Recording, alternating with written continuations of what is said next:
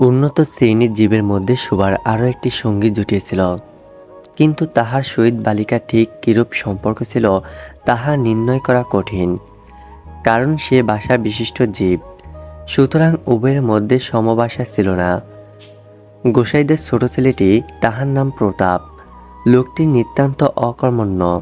সে যে কাজকর্ম করিয়া সংসারে উন্নতি করিতে যত্ন করিবে, বহু চেষ্টার পর বাপমা সে আশা ত্যাগ করিয়াছেন। অকর্মণ্য লোকের একটা সুবিধা এই যে আত্মীয় লোকেরা তাহাদের ওপর বিরক্ত হয় বটে, কিন্তু প্রায় তাহারা নিঃসম্পর্ক লোকেদের প্রিয় পাত্র হয়, কারণ কোনো কার্যে আবদ্ধ না থাকাতে তাহারা সরকারি সম্পত্তি হইয়া দাঁড়ায়। শহরে যেমন এক আড্ডা গৃহ সম্পর্কহীন সরকারি বাগান থাকা আবশ্যক, তেমনি গ্রামে দুই চারটা অকর্মণ্য সরকারি লোক থাকার বিশেষ প্রয়োজন। কাজে কর্মে আমোদে অবসরে যেখানে একটা লোক কম পড়ে, সেখানেই তাহাদিগকে হাতের কাছে পাওয়া যায়। প্রতাপের প্রধান শখ ছিপ ফেলিয়া মাছ ধরা। ইহাতে অনেকটা সময় সহজে কাটানো যায়। অপরাহ্নে নদীর তীরে ইহাকে প্রায় এই কাজে নিযুক্ত দেখা যাইত, এবং এই উপলক্ষে সুভার সহিত তাহার প্রায় সাক্ষাৎ হইত। যে কোনো কাজে নিযুক্ত থাকো, একটা সঙ্গী পাইলে প্রতাপ থাকে ভালো। মাছ ধরার সময় বাক্যহীন সঙ্গী সর্বাপেক্ষা শ্রেষ্ঠ। এই জন্য প্রতাপ সুভার মর্যাদা বুঝিত। এই জন্য সকলেই সুভাকে সুভা বলিত। প্রতাপ আর একটু অতিরিক্ত আদর সংযোগ করিয়া সুভাকে সু বলিয়া ডাকিত। সুভা তেঁতুলতলায় বসিয়া থাকিত, এবং প্রতাপ অনতি দূরে মাটিতে ছিপ ফেলিয়া জলের দিকে চাইয়া থাকিত। প্রতাপের একটি করিয়া পান বরাদ্দ ছিল। সুভা তাহা নিজে সাজিয়া আনিত, এবং বোধ করি অনেকক্ষণ বসিয়া বসিয়া চাইয়া চাইয়া ইচ্ছা করিত প্রতাপের কোনো এটা বিশেষ সাহায্য করিতে, একটা কোনো কাজে লাগিতে, কোনো মতে জানাইয়া দিতে যে এই পৃথিবীতে সেও একজন কম প্রয়োজনীয় লোক নহে। কিন্তু কিছুই করিবার ছিল না। তখন সে মনে মনে বিধাতার কাছে অলৌকিক ক্ষমতা প্রার্থনা করিত। মন্ত্র বলে সহসা এমন একটা আশ্চর্য কাণ্ড ঘটাইতে ইচ্ছা করিত, যাহা দেখিয়া প্রতাপ আশ্চর্য হইয়া যাইত। বলিত, তাই তো, আমাদের সুবীর যে এত ক্ষমতা, তাহা তো জানিতাম না। মনে করে সুভা যদি জলকুমারী হইত। আস্তে আস্তে জল হইতে উঠিয়া একটা সাপের মাথার মণি গাঁটে রাখিয়া যাইত।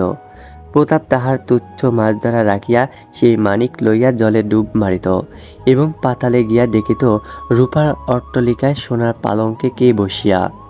আমাদের বাণীকণ্ঠের ঘরের সেই বোবা মেয়ে শো, আমাদের শো, সেই মণিদীপ্ত গভীর নিস্তব্ধ পাতালপুরীর একমাত্র রাজকন্যা। তা কি হইতে পারিত না? তা কি এতই অসম্ভব? আসলে কিছুই অসম্ভব নয়, কিন্তু তবুও প্রজাশূন্য পাতালের রাজবংশে না জন্মিয়া বাণীকণ্ঠের ঘরে আসিয়া জন্মিয়াছে, এবং গোসাইদের ছেলে প্রতাপকে কিছুতেই আশ্চর্য করিতে পারিতেছে না। সুভার বয়স ক্রমেই বাড়িয়া উঠিতেছে। ক্রমে সে যেন আপনাকে আপনি অনুভব করিতে পারিতেছে, যেন কোনো একটা পূর্ণিমাতিথিতে কোনো একটা সমুদ্র হইতে একটা জোয়ারের স্রোত আসিয়া তাহার অন্তরাত্মাকে এক নতুন অনিবর্ষণীয় চেতনা শক্তিতে পরিপূর্ণ করিয়া তুলিতেছে। সে আপনাকে আপনি দেখিতেছে, ভাবিতেছে, প্রশ্ন করিতেছে, এবং বুঝিতে পারিতেছে না। গভীর পূর্ণিমা রাত্রে সে একদিন ধীরে শয়তান গৃহের দ্বার খুলিয়া ভয়ে ভয়ে মুখ বাড়িয়া বাইরের দিকে চাইয়া দেখে, পূর্ণিমা প্রকৃতিও সুভার মতো একাকিনী সুপ্ত জগতের উপর জাগিয়া বসিয়া যৌবনের রহস্য পুলকে বিষাদের অসীম নির্জনতার একেবারে শেষ সীমা পর্যন্ত, এমনকি তাহা অতিক্রম করিয়াও থমথম করিতেছে। একটি কথা কহিতে পারিতেছে না। এই নিস্তব্ধ ব্যাকুল প্রকৃতির প্রান্তে একটি নিস্তব্ধ ব্যাকুল বালিকা দাঁড়াইয়া। এদিকে কন্যা ভারগ্রস্ত পিতামাতা চিন্তিত হইয়া উঠিয়াছেন, লোক নিন্দা আরম্ভ করিয়াছে, এমনকি এক ঘরে করিবে এমন জনরব শোনা যায়। বাণীকণ্ঠের সচ্ছল অবস্থা, দুবেলাই মাছ ভাত খায়, এর জন্য তাহার শত্রু ছিল। স্ত্রী পুরুষে বিস্তর পরামর্শ হইল। কিছুদিনের মতো বাণী বিদেশে গেল। অবশেষে ফিরিয়া আসিয়া কহিল, চলো কলিকাতায় চলো। বিদেশ যাত্রার উদ্যোগ হইতে লাগিল। কুয়াশা ঢাকা প্রভাতের মতো শোবার সমস্ত হৃদয় অশ্রু বাষ্পে একবারে ভরিয়া গেল। একটা অনির্দিষ্ট আশঙ্কা বসে সে কিছুদিন হইতে ক্রমাগত নির্বাক জন্তুর মতো তাহার বাপ মায়ের সঙ্গে সঙ্গে প্রীত। ডাগর চক্ষু মেলিয়া তাহাদের মুখের দিকে চাইয়া কি একটা বুঝিতে চেষ্টা করিত, কিন্তু তাহারা কিছু বুঝাইয়া বলিতেন না। ইতিমধ্যে একদিন অপরাহ্নের জলে ছিপ ফেলিয়া প্রতাপ হাসিয়া কহিল, কিরে শো, তোর নাকি বর পাওয়া গেছে, তুই বিয়ে করতে যাচ্ছিস, দেখিস আমাদের বলিস নে। বলিয়া আবার মাছের দিকে মনোযোগ করিল। মর্মবিদ্ধ হরিণী বেদের দিকে যেমন করিয়া তাকায় নীরবে বলিতে থাকে, আমি তোমার কাছে কি দোষ করিয়াছিলাম। সুভা তেমনি করিয়া প্রতাপের দিকে চাহিল। সেদিন গাছের তলায় আর বসিল না। বাণীকণ্ঠ নিদ্রা হইতে উঠিয়া শয়নগৃহে তামাক খাইতেছিলেন। সুভা তাহার পায়ের কাছে বসিয়া তাহার মুখের দিকে চাইয়া কাঁদিতে লাগিল। অবশেষে তাহাকে সান্ত্বনা দিতে গিয়া বাণীকণ্ঠের শুষ্ক কপালেও অশ্রু গড়াইয়া পড়িল। কাল কলিকাতা যাইবার দিন স্থির হইয়াছে।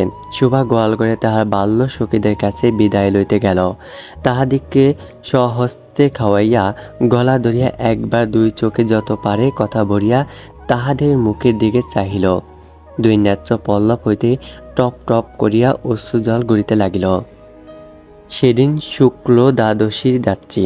সুভা শয়নগৃহ হইতে বাহির হইয়া তাহার সেই চিরপরিচিত নদী তটে সস্প শয্যায় লুটাইয়া পড়িল, যেন ধরণীকে এই প্রকাণ্ড মুখ মানবতাকে দুই বাহুতে ধরিয়া বলিতে চায়, তুমি আমাকে যাইতে দিও না মা, আমার মতো দুটি বাহু বাড়াইয়া তুমিও আমাকে ধরিয়া রাখো। কলিকাতার এক বাসায় সুভার মা একদিন সুভাকে খুব করিয়া সাজাইয়া দিলেন। আটিয়া চুল বাঁধিয়া খোফায় জরির ফিতা দিয়া অলঙ্কার আচ্ছন্ন করিয়া তাহার স্বাভাবিক শ্রী যথাসাধ্য বিলুপ্ত করিয়া দিলেন। সুভা দুই চক্ষু দিয়া অশ্রু পড়িতেছে। পাশে চোখ ফুলিয়া খারাপ দেখিতে হয়, এই জন্য তাহার মাতা তাহাকে বিস্তর ভর্ৎসনা করিলেন, কিন্তু অশ্রুজল ভর্ৎসনা মানিল না। বন্ধুর সঙ্গে বর স্বয়ং কনে দেখিতে আসিলেন। কন্যার মা বাপ চিন্তিত শঙ্কিত শশব্যস্ত হইয়া উঠিলেন, যেন দেবতা স্বয়ং নিজের বলির পশু বাঁচিয়া লইতে আসিয়াছেন। মা নেপথ্য হইতে বিস্তর তর্জন গর্জন শাসন করিয়া বালিকার অশ্রুস্রোতের দ্বিগুণ বাড়াইয়া পরীক্ষকের সম্মুখে পাঠাইলেন। পরীক্ষক অনেকক্ষণ নিরীক্ষণ করিয়া বলিলেন, মন্দে নহে।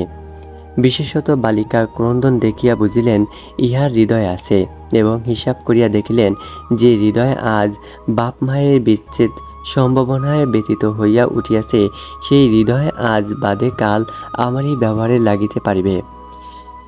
শুক্তির মুক্তার ন্যায় বালিকার অশ্রুজল কেবল বালিকার মূল্য বাড়াইয়া দিল। তাহার হইয়া আর কোনো কথা বলিল না। পঞ্জিকা মিলাইয়া খুব একটা শুভ লগ্নে বিবাহ হইয়া গেল। বোবা মেয়েকে পরের হস্তে সমপন্ন করিয়া বাপ মা দেশে চলিয়া গেল। তাহাদের জাতি ও পরকালে রক্ষা হইল। বর পশ্চিমে কাজ করে। বিবাহের অনতি বিলম্বে স্ত্রীকে পশ্চিমে লইয়া গেল। সপ্তাহখানেকের মধ্যে সকলে বুঝিল নববধূ বোবা। তাকেও বুঝিল না, সেটা তাহার দোষ নহে। সে কাহকেও প্রতারণা করে নাই। তাহার দুটি চক্ষু সকল কথাই বলিয়াছিল, কিন্তু কেউ তাহা বুঝিতে পারে নাই। সে চারিদিকে চায়, বাসা পায় না। যাহারা বোবার ভাষা বুঝিত সেই আজন্ম পরিচিত মুখগুলি দেখিতে পায় না। বালিকার চিরনীরব হৃদয়ের মধ্যে একটা অসীম অব্যক্ত ক্রন্দন বাজিতে লাগিল। অন্তর্যামী ছাড়া আর কেউ তাহা শুনিতে পাইল না। এবার তার স্বামীর চোখে এবং কর্ণেন্দ্রিয় ধারা পরীক্ষা করিয়া এক ভাষা বিশিষ্ট কন্যা বিবাহ করিয়া আনিল।